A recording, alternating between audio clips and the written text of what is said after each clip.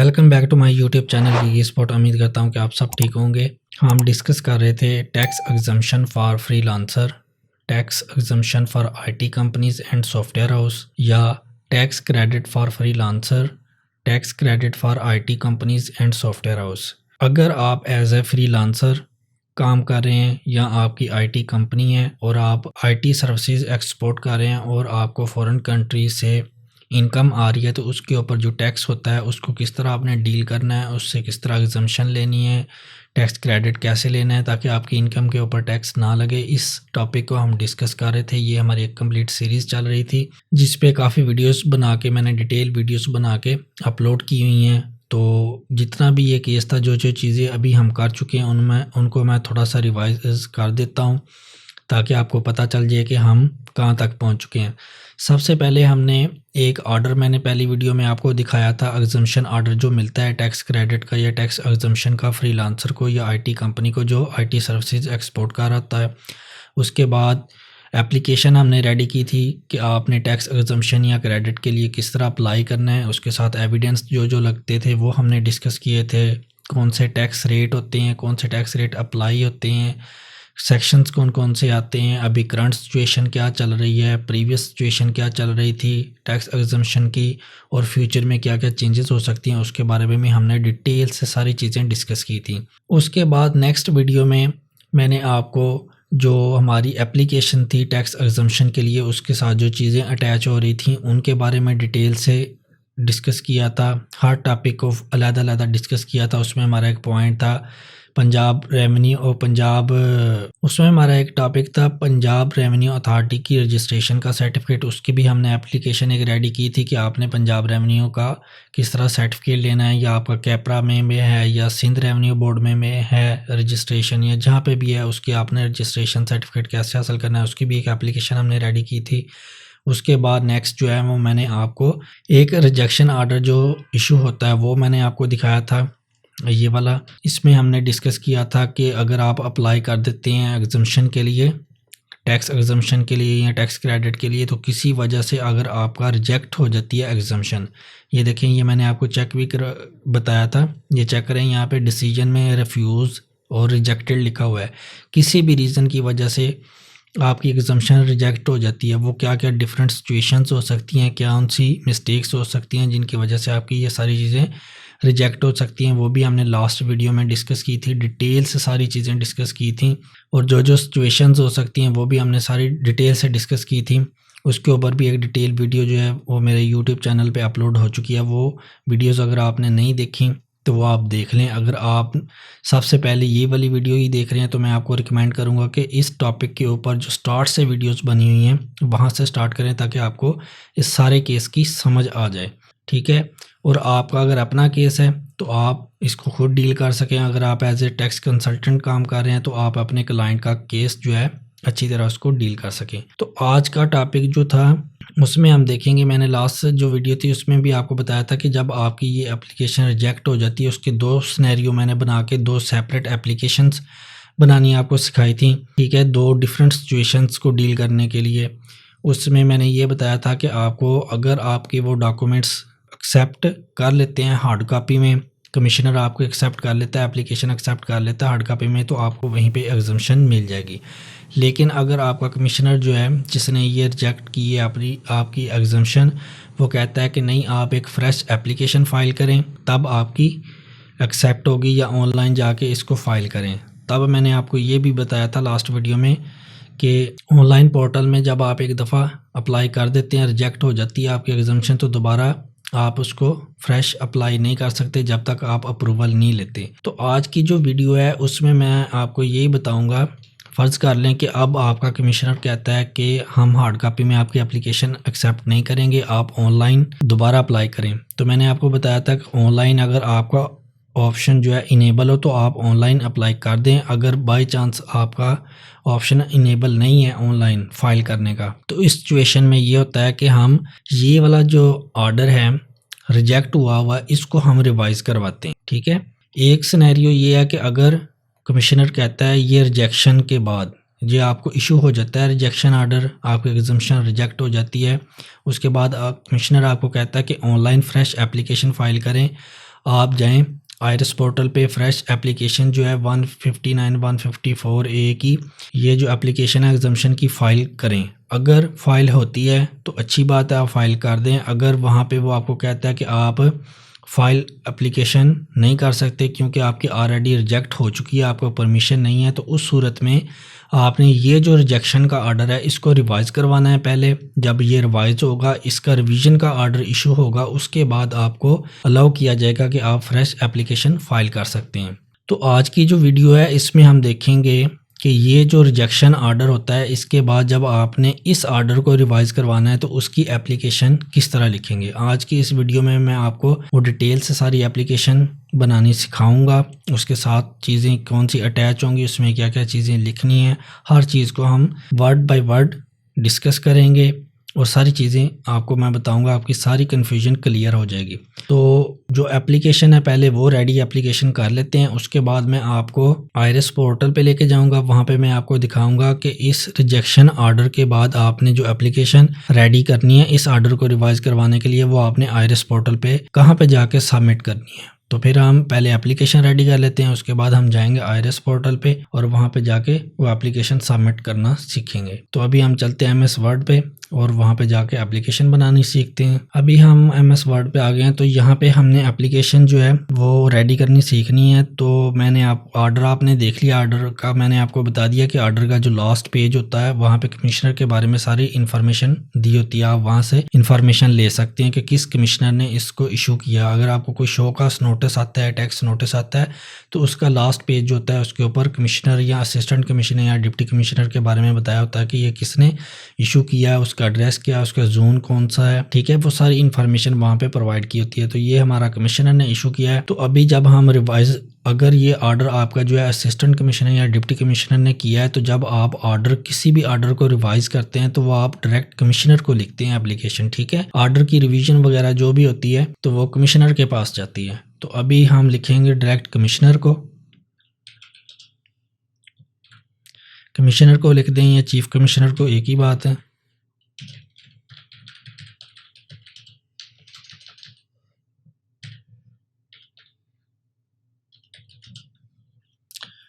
Right side पे आप date को मेंशन कर लेंगे। मैं यहाँ पे फर्जी डेट लिख देता हूँ, ठीक है। आपकी जो भी करंट डेट होगी वो आपने वैसे ही लिखनी है जिस डेट को आप अप्लाई कर रहे हैं। उसके बाद जो होगा आपका टैक्स ऑफिस, उसके आपने लिख देना है एड्रेस और साथ आपने सिटी भी लिख देना है, ठीक है। जो भी आपका एड्रेस टैक्स ऑफिस का आपको एड्रेस लग रहा होगा या आपका टैक्स ऑफिस होगा वो आपने लिख देना है। इसके बाद हम नीचे लिखेंगे सब्जेक्ट,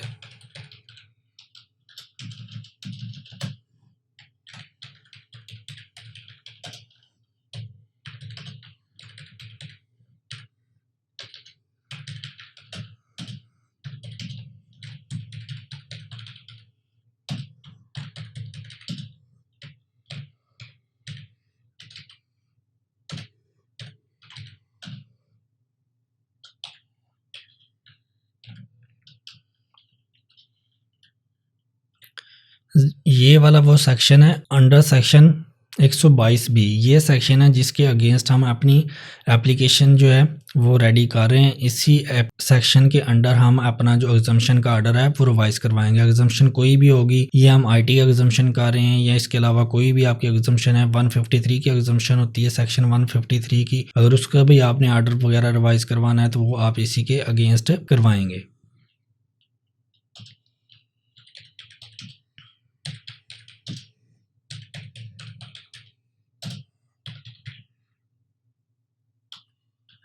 ये भी हम अपने जो है रेफरेंस दे रहे हैं एप्लीकेशन का।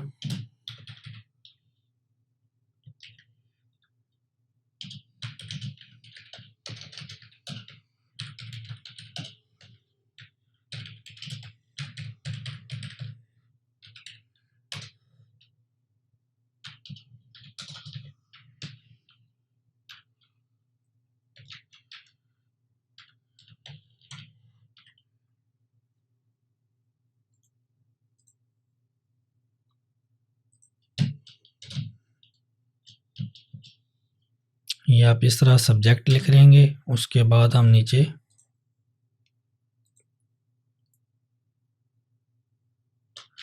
एप्लीकेशन स्टार्ट करते हैं।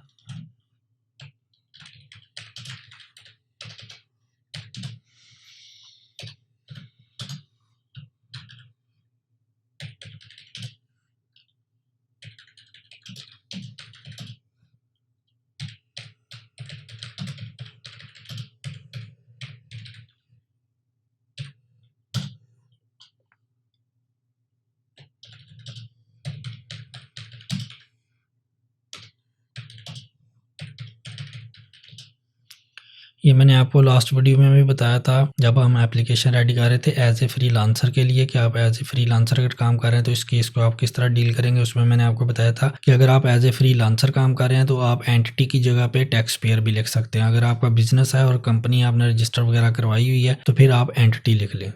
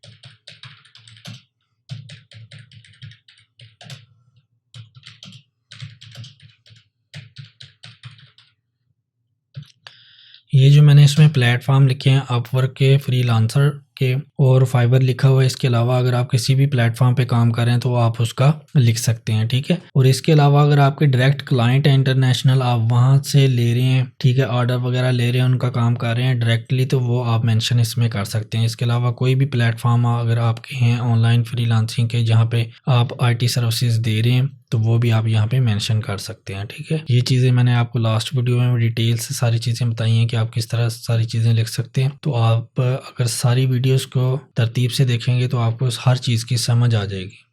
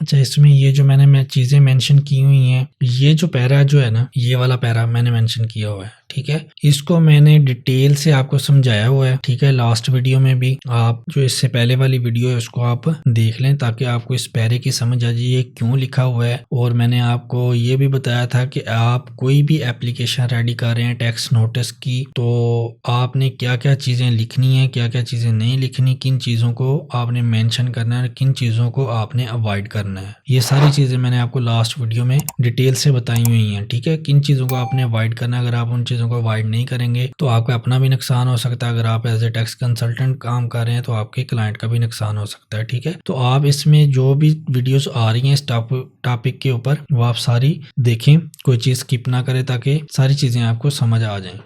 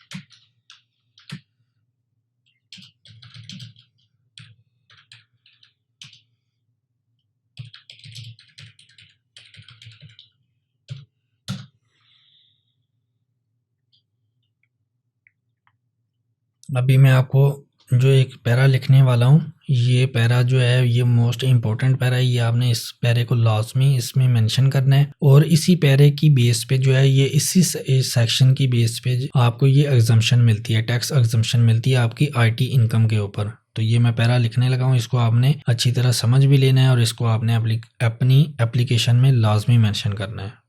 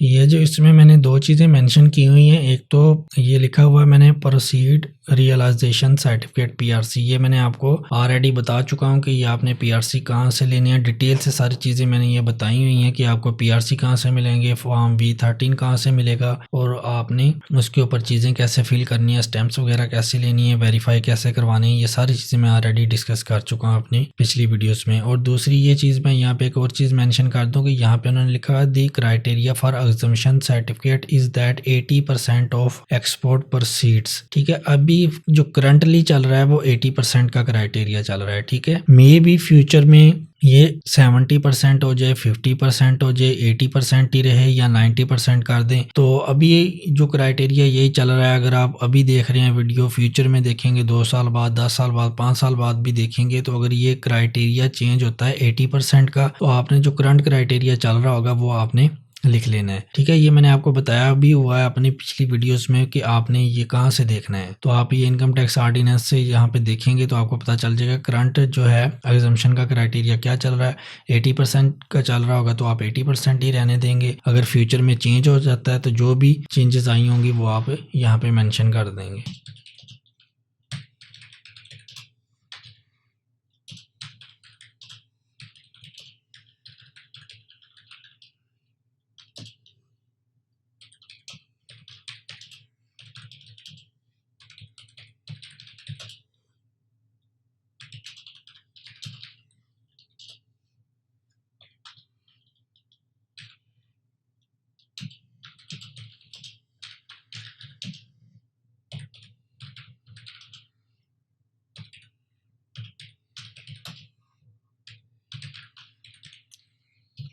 अभी यहाँ पे मैंने लिखा हुआ है मोर देन 90%। ठीक है, अब ये जो टैक्स पेयर था जिसका अभी हम केस डिस्कस कर रहे हैं, एप्लीकेशन जो अभी ऑर्डर मैंने आपको दिखाए हैं उसके मुताबिक मैंने लिखा हुआ कि उसके पास जो है पीआरसी 90% थे। 80% क्राइटेरिया लेकिन टैक्स पेयर के पास 90% थे। ठीक है, तो आपके पास जितने भी होंगे, अगर आप एज ए टैक्स कंसल्टेंट काम कर रहे हैं तो आपके क्लाइंट के पास जितने % पीआरसी होंगे तो आप उसी परसेंटेज को यहाँ पे मेंशन करेंगे। आपके पास 80% है, आपके पास 82% है, 5% है, 90% है, 95% है या 100% है, आप वही परसेंटेज यहाँ पे मेंशन करेंगे।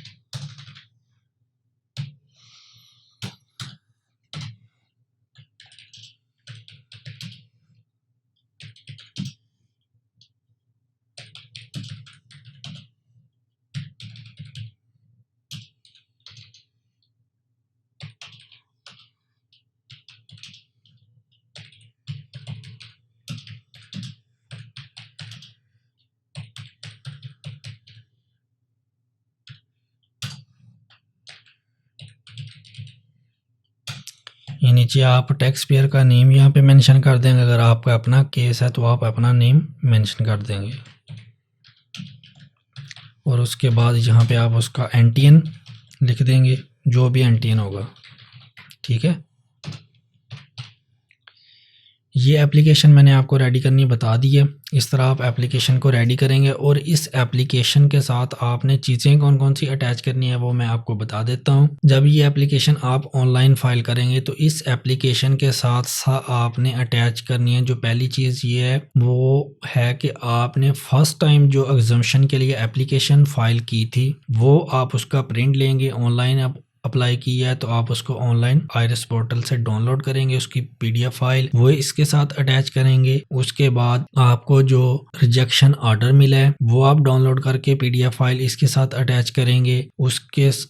इसके अलावा जो भी एग्जम्पशन के लिए चीज़ें मैंने आपको बताई थी कि आपने अपनी एग्जम्पशन एप्लीकेशन के साथ चीज़ें अटैच करनी होती हैं, वो सारी की सारी चीज़ें आप इसके साथ अटैच करेंगे। वो कौन कौन सी चीज़ें हैं वो मैं ऑलरेडी आपको बता चुका हूँ जब हमने एप्लीकेशन रेडी की थी एग्जम्पशन की। वो आप वीडियो चेक कर लें, वो यूट्यूब चैनल पे मौजूद है। उसमें आपको पता चल जाएगा कि आप एप्लीकेशन के साथ कौन कौन सी चीज़ें अटैच करते हैं जब आप एग्जम्पशन के लिए अप्लाई करते हैं आईटी सर्विसेज की। ठीक है, तो वो सारी की सारी चीज़ें आपने अटैच करनी है। उसके अलावा वो एप्लीकेशन और रिजेक्शन ऑर्डर जो आपको मिला है वो भी आपने इसके साथ अटैच करनी है। ठीक है, ये एप्लीकेशन रेडी हो गई है। इसके साथ जो जो चीज़ें अटैच होनी है वो भी मैंने आपको बता दी हैं। अब मैं आपको दिखाता हूँ आयरिस पोर्टल पे कि ये एप्लीकेशन आपने कहाँ पे जाके सबमिट करनी है।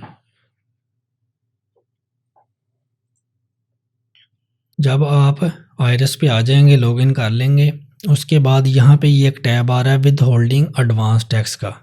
इसके ऊपर आप क्लिक करेंगे। फ्यूचर में अगर ये टैब चेंज हो जाता है तो जहाँ पे भी चला जाता है आपने सेक्शन को देखना है। ठीक है, ये वाला सेक्शन 122B1, ठीक है, इसको आपने देखना है ये कहाँ पे है। ये नॉर्मली एप्लीकेशंस वाले टैब में होगा और ये विद होल्डिंग एडवांस टैक्स वाले टैब में होगा। इसके अलावा और कहीं पे भी नहीं जा सकता। ये यहाँ पे आ जाएंगे, यहाँ पे एप्लीकेशंस के ऊपर जाएंगे हम।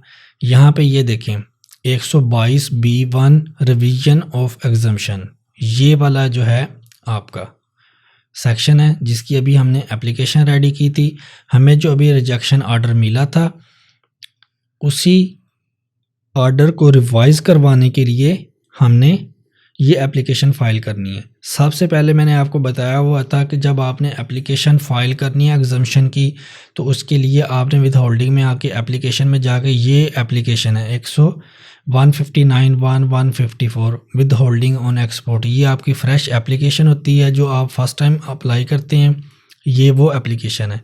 उसके बाद जब आपको रिजेक्शन ऑर्डर आ जाता है तो रिजेक्शन ऑर्डर को रिवाइज़ करवाने के लिए आप ये वाली एप्लीकेशन फ़ाइल करते हैं 122B1 रिवीजन ऑफ एग्जम्पशन।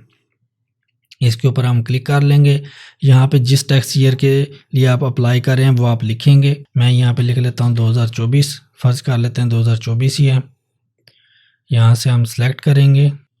ये देखें ये नीचे आ रहा है सबसे 1 जुलाई 2023 से 30 जून 2024। कंटिन्यू पे क्लिक करेंगे। वो कह रहा है transaction not allowed as prerequisite transaction has not been started या कंप्लीटेड। ये देखें अभी वो कह रहा है कि transaction not allowed as prerequisite transaction has not been started या कंप्लीटेड। वो ये मैसेज क्यों शो करवा रहा है? वो इसलिए शो करवा रहा है कि इस टैक्स पेयर की हमने फ्रेश एप्लीकेशन जो होती है 159 और 154A की वो अप्लाई नहीं की हुई। अगर अप्लाई की होती तो फिर हमें ये वाला जो है ओपन कर देता है 122B की, तो ये अभी इसलिए नहीं ओपन हो रही। अगर आपकी रिजेक्शन ऑर्डर आया हुआ होगा, आपने फर्स्ट टाइम एप्लीकेशन फ़ाइल की होगी एग्जम्पशन की और आपको रिजेक्शन ऑर्डर आ चुका होगा, तब ये आपको अलाउ कर देगा। यहाँ पे आपकी ओपन हो जाएगी एप्लीकेशन। जस्ट एप्लीकेशन ओपन होगी, उसमें आपने क्या करना है कि एप्लीकेशन के अंदर जो अभी हमने रेडी की हुई है ये वाली एप्लीकेशन कॉपी करेंगे, यहाँ से वहाँ पे जाके पेस्ट कर देंगे और साथ जो अटैचमेंट वाला होगा टैब, उस टैब में आपने जाके डॉक्यूमेंट सारे PDF फाइल अटैच कर देनी है। सारी जितनी भी डॉक्यूमेंट्स होंगे, जितनी भी फाइल्स होंगी, वो सारी आपने पीडीएफ में बनानी है और उनको जाके अटैच कर देना। एप्लीकेशन मैंने आपको बता दी है कि आपने कहाँ पे जाके फाइल करनी है। आपने आना है विद होल्डिंग में, एप्लीकेशंस में, और यहाँ पे ये सबसे पहले नंबर पे आ रही है 122B1 रिवीजन ऑफ एग्जम्पशन। ये वाली आपने एप्लीकेशन फाइल करनी है। इसके साथ सारी चीज़ें आपने अटैच करनी है। जो जो चीज़ें अटैच होनी है वो भी मैंने आपको बता दी हैं। एप्लीकेशन कैसे रेडी करनी है वो भी मैंने आपको बता दी है सारी चीज़ें। तो इसके बाद जो नेक्स्ट हमारी वीडियो होगी उसमें मैं आपको दिखाऊंगा जो ये रिजेक्शन ऑर्डर है जिसके लिए अभी हम एप्लीकेशन फाइल कर रहे हैं रिवाइज करवाने के लिए। ठीक है, रिजेक्शन ऑर्डर हमें इशू हुआ था, वो आपको मैं अभी दिखाता हूँ। ये वाला रिजेक्शन ऑर्डर जो इशू हुआ था, इस रिजेक्शन ऑर्डर को मैंने अपनी लास्ट वीडियो में डिटेल से डिस्कस किया हुआ है। हमने एक एक चीज़ यहाँ से पढ़ के डिस्कस की थी सारी चीज़ें, और इसके ऊपर क्या क्या सिनेरियोज हो सकती हैं, किन वजह से ये रिजेक्शन होती है, वो भी हमने लास्ट वीडियो में सारी चीज़ें डिस्कस की थी। तो आज की एप्लीकेशन जो भी हमने रेडी की है वो इसी को रिवाइज करवाने के लिए की हुई है। ठीक है, जब ये वाली एप्लीकेशन जो है आपकी हो जाती है, आप लिख देते हैं, फाइल कर देते हैं। ठीक है, इसके बाद जब आपका ऑर्डर रिवाइज होके आता है तो नेक्स्ट वीडियो जो होगी उसमें मैं आपको वो ऑर्डर दिखाऊंगा कि प्रैक्टिकल लाइफ में ये ऑर्डर जब रिवाइज होके आता है तो वो किस तरह का होता है, उसमें क्या क्या चीज़ें होती हैं। वो ऑर्डर मैं आपको दिखाऊंगा एफपीआर का जो कमिश्नर ने इशू किया होगा, उस ऑर्डर में क्या क्या चीज़ें लिखी हुई हैं वो हम सारी चीज़ें रीड करेंगे, उनको डिस्कस भी करेंगे, और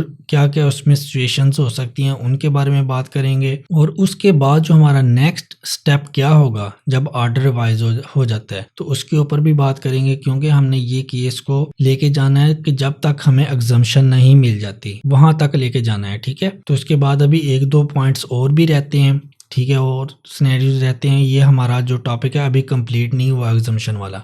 जब तक हमारे पास एग्जम्पशन का ऑर्डर नहीं आ जाता तो जो भी प्रोसेस में ये चीज़ें स्टेप वाइज हो रही हैं वो सारी चीज़ें हम डिस्कस करेंगे। ठीक है, ये आज की एप्लीकेशन हमने बनानी सीख ली है। इसको फाइल करना कहाँ पे है वो भी हमने देख लिया है। चीज़ें जो अटैच होनी है वो भी मैंने आपको सारी बता दी हैं। तो नेक्स्ट जो इसके बाद वीडियो आएगी उसमें मैं आपको जो ऑर्डर रिवाइज होके आ रहा होता है वो बताऊंगा, दिखाऊंगा भी ऑर्डर। वो हम सारा का सारा ऑर्डर डिस्कस करेंगे नेक्स्ट वीडियो में। तो आज की वीडियो में इतना ही था। आपने चैनल को लाजमी सब्सक्राइब करना है, वीडियोस को लाइक भी करना है, शेयर भी करना है। कोई भी आपकी क्यूरीज हो तो वो आप कमेंट सेक्शन में पूछ सकते हैं। ठीक है, तो मिलते हैं एक न्यू वीडियो में, तब तक के लिए अल्लाह हाफिज़।